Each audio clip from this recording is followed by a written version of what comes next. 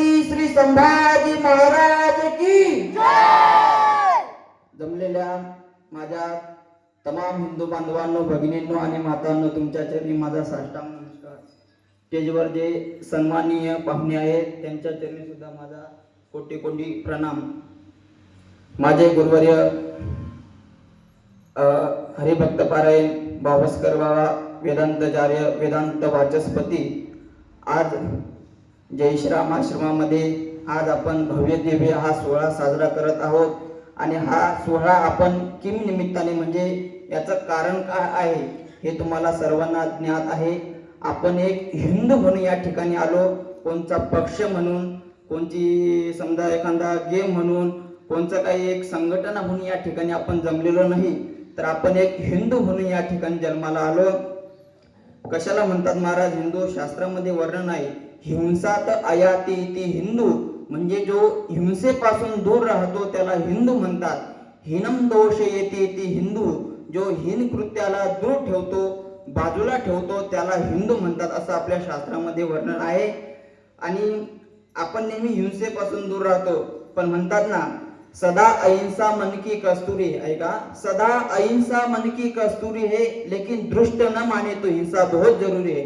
एखादा माणूस जर आपल्या धर्मावर आघात करत असेल आणि आपण त्याचं ऐकाच लागलो, आपण त्याच्या पायात पडायला लागलो की बाबा नाही आम्ही शांततेने घेतो, तुम्ही तसं करू नका, तर आता तसे दिवस राहिले नाही. जर समजा आपल्या धर्मावर जर समजा एखादा माणूस आघात करत असेल तर त्याचं उत्तर त्याच्या शब्दामध्ये द्यावं, असा आपला धर्म सांगतो. ऐका, हिंदू याला म्हणतात महाराष्ट्र मेला तरी राष्ट्र मेले, मराठ्या विना राष्ट्र गाढान झाले, खरा वीर वैरी पराधीनतेचा, महाराष्ट्र आधार भू भारताचा. या महाराष्ट्राला सर्वात जास्त, या भारताला सर्वात जास्त आधार जर कोणाचा असेल तर तो महाराष्ट्र आहे सगळ्यापेक्षा. बघा रामदास स्वामी एका ठिकाणी म्हणतात, या भूमंडळाचे ठाई धर्मरक्षी ऐसा नाही, महाराष्ट्र धर्म राहिला काही तुम्हा कारणी. या महाराष्ट्राला राष्ट्र म्हणून संबोधलेलं आहे रामदास स्वामींनी. तुम्ही बघा प्रत्येक राज्याचं नाव काढा, यूपी काढा, मध्य प्रदेश, जे जे गुजरात राज्य असतील त्यांना राष्ट्र म्हणून संबोधलेलं आहे का हो? गुजरात राष्ट्र तुम्ही ऐकलं का? एमपी राष्ट्र तुम्ही ऐकलं का? नाही ऐकलं.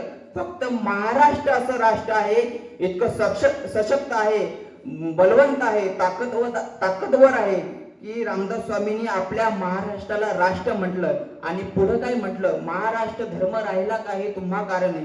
छत्रपती शिवाजी महाराजांमुळे आपला आज धर्म टिकेला आहे महाराज. किती छत्रपती शिवाजी महाराजांचे उपकार आहेत आपल्यावर, खूप उपकार आहेत. पण आज कुठेतरी छत्रपती शिवाजी महाराज विषयी एक प्रोपोगेंडा फैलेला आहे की छत्रपती शिवाजी महाराज सेक्युलर होते, सर्व धर्म समभाव होते. ज्यावेळेस छत्रपती शिवाजी महाराज हयात होते त्यावेळेस छत्रपती शिवाजी महाराजांच्या समोर एक ग्रंथ लिहिण्यात आला होता. त्या ग्रंथाचं नाव आहे शिवभारत. जसं आपलं महाभारत रामायण वगैरे आहे ना, तसं छत्रपती शिवाजी महाराजांचा ग्रंथ आहे शिवभारत. त्याचे कवी आहे, त्याचे लेखक आहेत कवी परमानंद. त्यांनी त्या ग्रंथामध्ये असं लिहिलेलं आहे की देवल गिरावते फिरावते निसंगाली, ऐसे डुबे राव राणे सभी गए लपकी, फिरा पैगंबरा दिगंबरा दिखाई दे सिद्ध की सिद्धाई गई, और रही बात रब की काशियों की कला गई, मथुरा में मस्जिद भई, अगर छत्रपती शिवाजी महाराज न होते तर आज सुन्नत सबकी होती. म्हणजे एवढे छत्रपती शिवाजी महाराजांचे उपकार आपल्यावर आहे.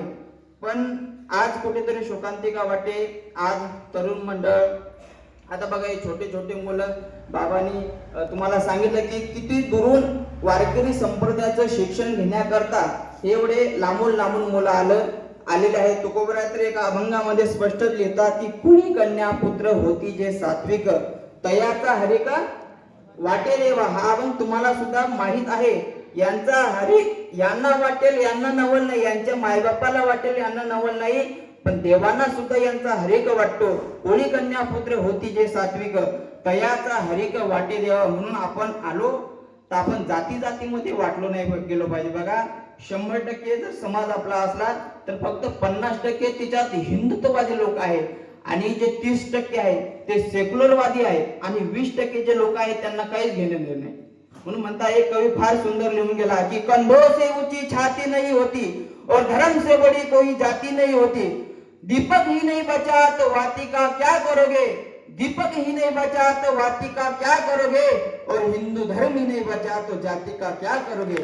म्हणून आपण जाती जातीमध्ये वाटलं गेलेलं नाही पाहिजे. आपण फक्त धर्मासाठी एकत्र आलो पाहिजे. धर्मासाठी किती छत्रपती शिवाजी महाराजांचे उपकार आहे.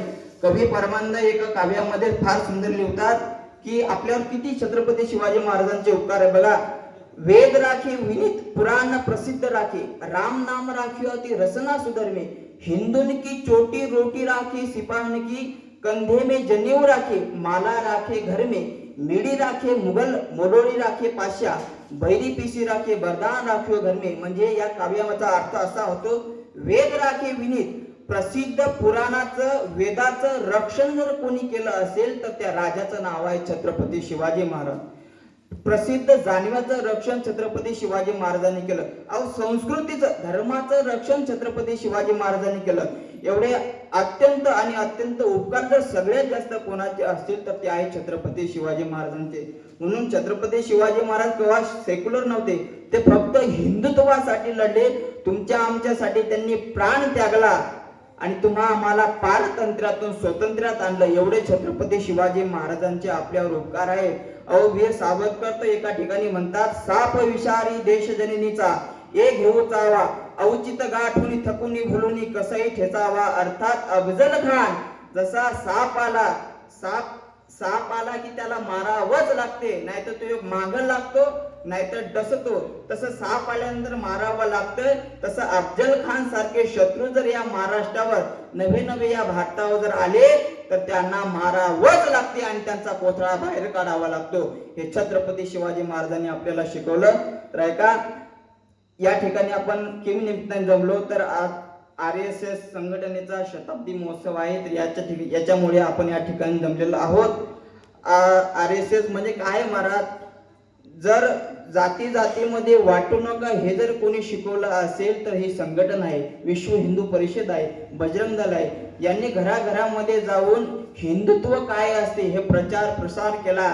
आणि आता जर समजा लोक जाती जाती हे सांगत नसतील ना तर या RSS विश्व हिंदू परिषद यांचे सर्व उपकार आहेत. आणि हे जे प्रमुख वक्ते जे बोलत असतात यांचे आपल्यावर उपकार असतात दादा हो.